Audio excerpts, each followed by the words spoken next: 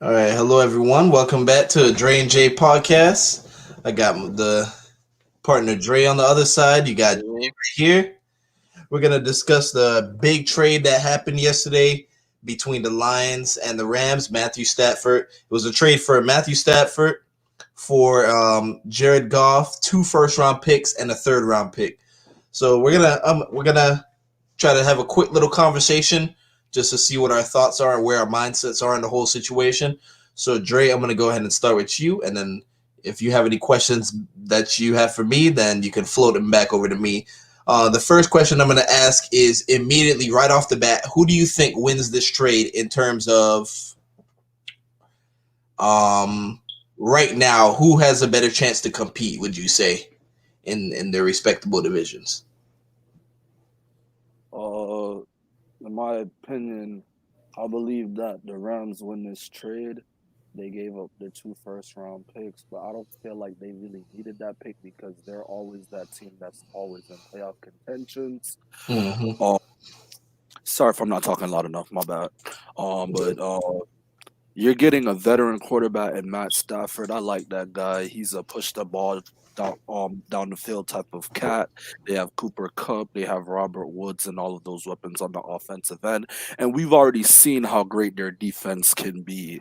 And they're adding that veteran role that they need. That we've seen Matthew Stafford. He's had some great playoff games, even though he hasn't won. We know what he can do. And Jared Goff, he seems shaky at times, and with all those weapons, he doesn't look like how he looked in that season that they went to the Super Bowl. Mm-hmm. He hasn't looked like that in a while. He has a little bit Right. of flashes, but it's not consistent. Right. And when I saw that trade, I saw okay, Matthew Stafford just got pardoned. He just got pardoned, you know, and got to be put in a perfect situation that he really hasn't had in the Lions, in Detroit, and Jared Goff got sent to quarterback hell. That's my opinion. I feel like the Rams won that trade. You said you feel like what? The Rams won that trade straight up. All right, I definitely have to agree with you right off the bat. It looks like the Rams did win that trade because, like as you mentioned earlier, like for example, Jalen Ramsey, they traded away two of their first round picks to get Jalen Ramsey.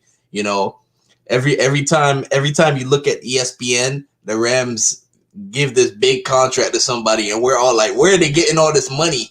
You got Jalen Ramsey, Aaron Donald when they signed Goff. Cooper Cup, Robert, like they're able to pay all these guys, so it's like they don't even need those draft picks. I feel like they just they can sign talent in free agency if necessary. So the draft pick, I guess they don't really find the draft picks that valuable. Um, would you say that based on the past couple of years of we've seen of Matthew Stafford, do you feel like because we've seen some really great years of him, of course.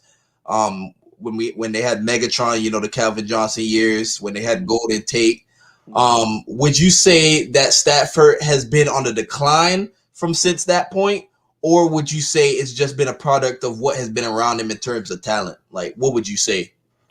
And in my opinion, he's always just been Matthew Stafford. He's one of those guys that he's gonna give you the numbers, but his success is not on him. I would say it's on the team. It's on the product of his environment, as you stated. Okay, all right. So my next question is, um,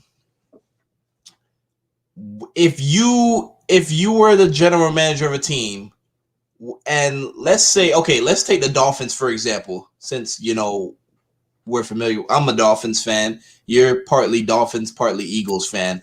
So let me ask you this: let's say the Eagles. Let's take Carson Wentz out of the picture. Let's say you guys have Jalen Hurts. Okay, would you make a trade for Stafford? By the way, who turns 33 next week? Would you think of Stafford as a good 5-6 year option, or would you rather try to see what you have in Jalen Hurts and try to see if he could be a long term solution? Like, pretty much what I'm saying is, would you rather have Stafford knowing, okay, you might get 5 more good I'm not gonna say elite, but pretty good years out of him, or based on what you've seen from Jalen Hurts so far, would you just try to, just try to go with him and see how that works? Like, what's your Well, mindset in that terms of like trading for a quarterback that's like in his later years? it depends on the team and the situation. So you're talking about Jared Goff, where he's the only other option at QB, and Mm-hmm. he's shown what his ceiling is. I hate to say it. I like the guy. He showed some flashes. He shows what his ceiling is, and that's a loaded football team. And you're wasting time when you have a guy in Jared Goff who you just simply can't get it done with all that weapon on that team. So in the Rams case, it makes perfect sense to get somebody who's 33 years old because they've already put the team together. They're in a win now situation. They just That's left the true. Super Bowl 2 years ago. They're in a Mm-hmm. win now situation. So it's not about, I don't think it's longevity with the Rams. Like they're trying to win right now. If he has 5 more years and he can get them at least one championship, that'll be enough for the Rams. But Oh yeah. a team like the Eagles, who clearly look like they're rebuilding, on the offensive side with our weapons are young. Um, that wouldn't make sense for the Eagles to go ahead and do that because it's going to take more than Matthew Stafford to get the Eagles back to the Super Bowl. And they have Jalen Hurts, who looks really, really good. If you're going to get rid of Wentz, at least you have Jalen Hurts to fall back on. See if Okay. you could do Very, very good point.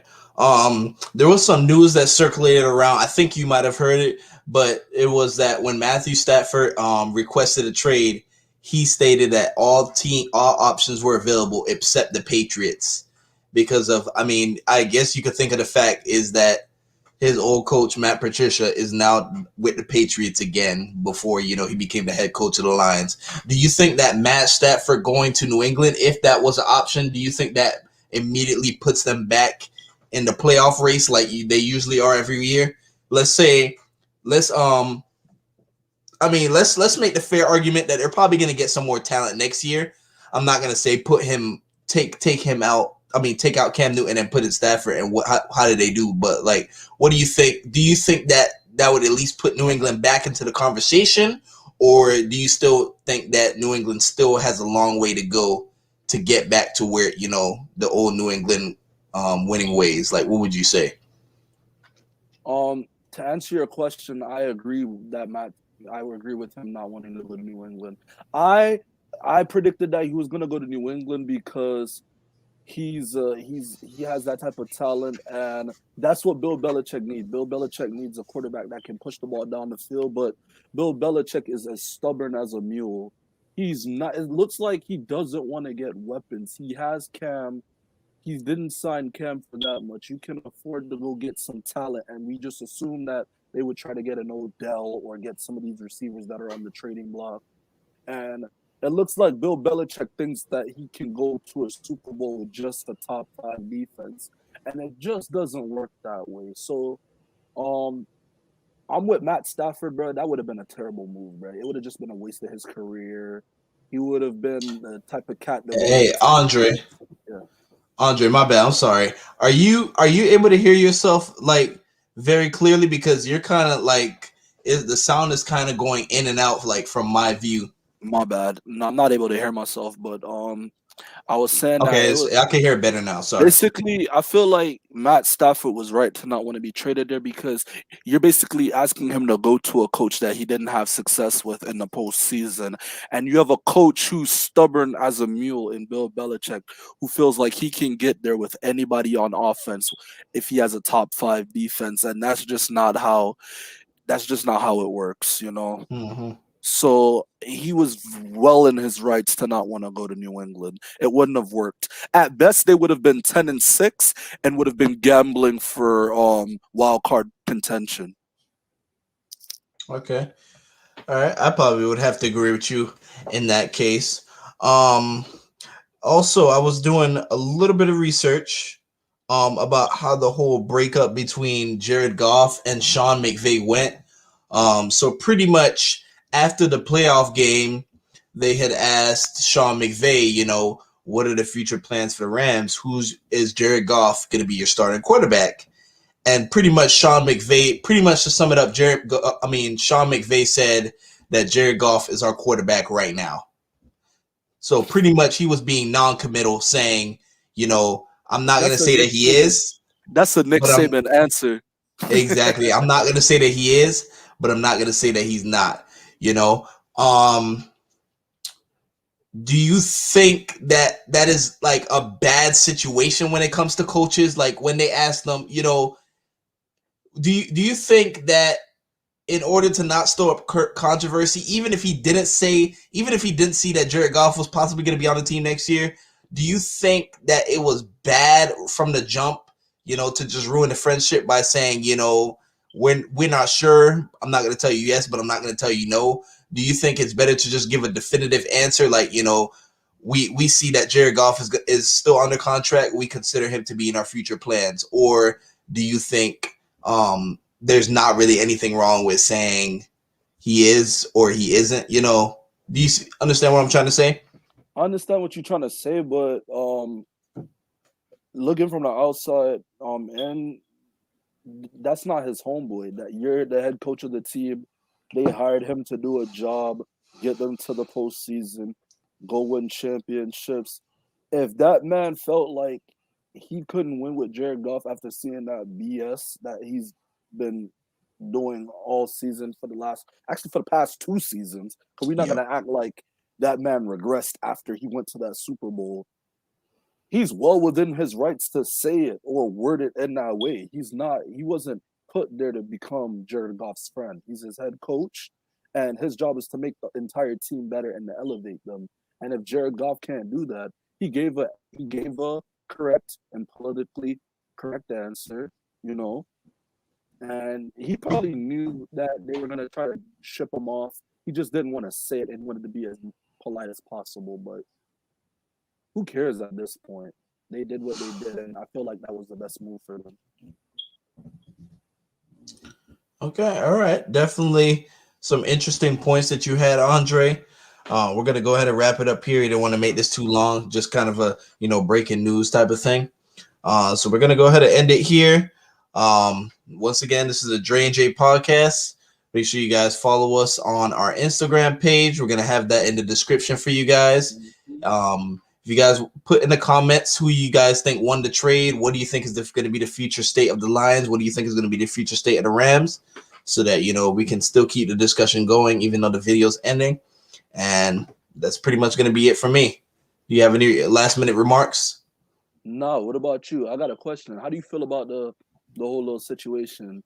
You think that the Lions can rebuild? That was my main question to you that I wanted to ask during this whole segment. You right. Think that the Lions can rebuild with the picks?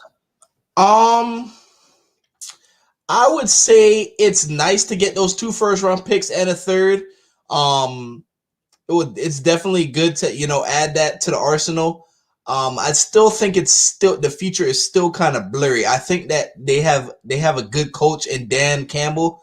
That is I feel like he's the right guy to help them turn it around. But I think it's just too early to tell what's really going to happen over there. The reason why I wanted to see what your insight is. My insight is that they're going to be the bottom feeders of the NFC North for years to come.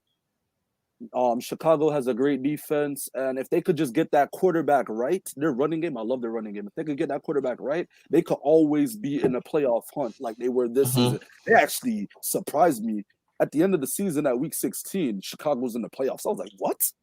And then you have Minnesota. Minnesota, I love their offense, and they can go places with their young guy Justin Jefferson and the other guys. They got Adam Thielen and Kirk Cousins. He's an underachiever, but if he can get his thing together, they could be a threat to the Packers too. So those other 2 teams that I noticed, that I named, and I've noticed throughout the last couple seasons, they can knock off the Packers, who may be going from Aaron Rodgers as he starts to, get ready for retirement. And I just feel like Detroit, after they got rid of Matthew Stafford, I don't see where they can get enough talent to compete with those other 3 teams going in the future. Yeah, I have to agree. To kind of piggyback piggyback on what you said.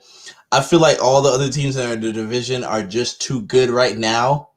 Not really great teams, but I mean, in terms of comparison to the Lions, I think they're just much better than where the They put Lions are right themselves now. in a better It's position to take the throne once Aaron Rodgers either declines or calls it quits. Yeah, exactly. I feel like it's just a little bit too early to tell.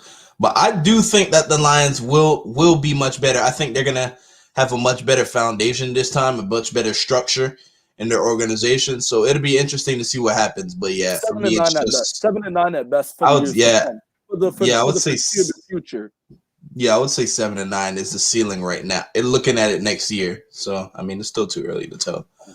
But we're gonna go ahead and wrap it up here. Once again, this is a Dre and J podcast. We'll see you guys soon. Take Peace. care. Thank you.